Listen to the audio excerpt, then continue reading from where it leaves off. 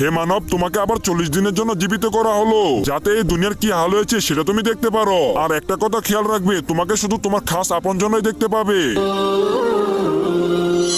আরে ওই তো আমার বন্ধু, ওর সাথে কথা বলি। আরে বন্ধু এইদিকে দেখ, আমি আইছি। বন্ধু কথা শোনস না? বন্ধু আমার তো মনে হচ্ছে ও আমাকে শুনতে পাচ্ছে না।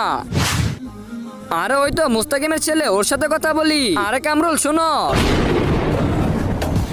আরে বাবা ভয় পেও না, এদিকে আসো, আমার কথাটা তো শোনো। আমাকে আল্লাহ তাআলা 40 দিনের জন্য জীবিত করে দিয়েছে, আর আমাকে সেই দেখতে পারবে যে আমার খাস আপনজন। আজকে দেখবো কে শয়তানকে হারিয়ে মাকে জিতিয়ে দেয়। মাকে ভালোবাসলে ভিডিওটিতে লাইক করে দিয়ে চ্যানেলকে সাবস্ক্রাইব করে দাও। আর শয়তানকে ভালোবাসলে কিছুই করতে হবে না। আর বাবা তুমি এখন আমার সব থেকে আপন, তুমি দয়া করে আমার ফ্যামিলির সাথে আমাকে দেখা করিয়ে দাও। ঠিক আছে চাচা, আসেন আমার সাথে আসেন।